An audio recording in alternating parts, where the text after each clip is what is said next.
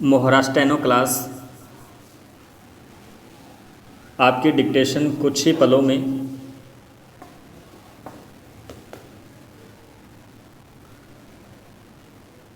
शुरू करें।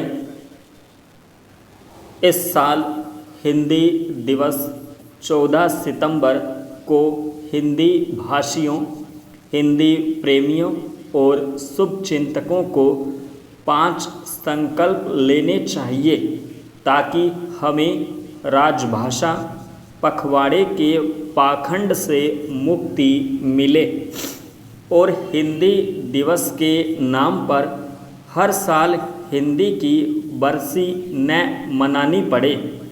कड़वा सच यह है कि अंग्रेज़ों के जाने के बाद से देश में अंग्रेजी की गुलामी घटी नहीं बढ़ी है। एक दिन हिंदी दिवस है, बाकी 364 दिन अघोषित अंग्रेजी दिवस।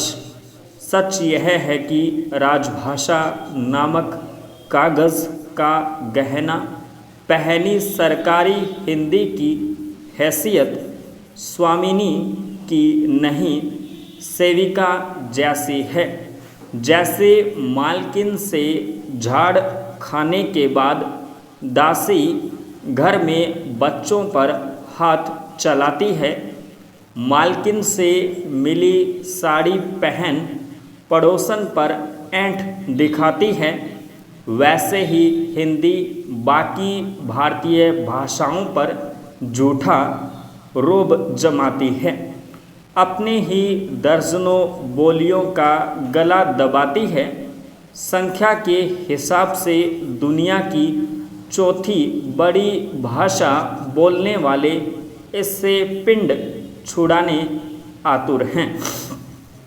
सरकारी नीति का सच यह है कि नई शिक्षा नीति के बहाने मातृभाषा में शिक्षा पर भले सार्थक बहस हुई हो, लेकिन जब एक तमिल राजनेता ने हिंदी वर्चस्व का खतरा बताया तो सरकार ने तुरंत सफाई दी कि हिंदी लादने की कोई मंशा नहीं है, यानी अंग्रेजी के वर्चस्व को कोई खतरा नहीं है। सच यह है कि ना पिछली सरकारों में हिम्मत थी और ना ही सांस्कृतिक राष्ट्रवाद की दुहाई देने वाली इस सरकार में यह हिम्मत है कि वह सत्ता और बाजार में अंग्रेजी के वर्चस्व को हाथ भी लगा सके। सच यह है कि अंग्रेजी के वर्चस्व के खिलाफ लड़ाई अकेली हिंदी लड़ नहीं सकती जब तक सभी भारतीय भाषाएं एक दूसरे का हाथ नहीं पकड़ती। यह लड़ाई नहीं लड़ी जा सकती। हिंदी को विशेष अधिकार नहीं बल्कि विशेष जिम्मेदारी लेनी चाहिए कि वह सभी भारतीय भाषाओं को जोड़े। यह तभी संभव होगा अगर हिंदी छोटी मालकिन बनने का लालच छोड़ बाकी भारतीय भाषाओं की सास और खुद अपनी बोलियों की सौतेली माँ बनने की बजाय उनकी सहेली बने।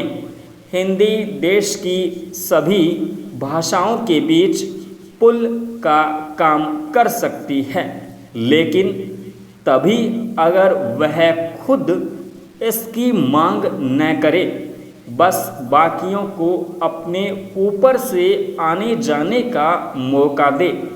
अगर वह अपने भीतर हिंद देश की विविधता को आत्मसात कर पाए, हिंदी की पूजा अर्चना करने की बजाय उसका इस्तेमाल करेंगे, सिर्फ घर और रसोई में ही नहीं, सामाजिक प्रतिष्ठा के मंचों पर हिंदी बोलेंगे, सोशल मीडिया पर हिंदी भी लिखेंगे, बचपन के संस्मरण को याद करने के लिए ही नहीं, देश दुनिया के भविष्य की बात भी हिंदी में करेंगे। सिर्फ बुज़ुर्गों से नहीं, बच्चों से भी हिंदी में बात करेंगे, उन्हें हिंदी सिखाएंगे। हम हिंदी के शिल्पियों को मान देंगे, हिंदी के बाज़ार को पैसा देंगे। सिर्फ हिंदी के सीरियल देखने या क्रिकेट या राजनीति की कमेंट्री हिंदी में सुनने से भाषा नहीं बचेगी। भाषा तभी बचती है जब शब्द बचते हैं, गढ़े जाते हैं, साहित्य रचा जाता है, ज्ञान का निर्माण होता है। इसलिए ड्राइंग रूम में हिंदी का अखबार रखेंगे, बच्चों को बर्थडे गिफ्ट में हिंदी की किताबें भेंट करेंगे, असमिया और मलयालियों से सीखेंगे कि साहित्यकारों का सम्मान कैसे किया जाता है। संपूर्ण विराम।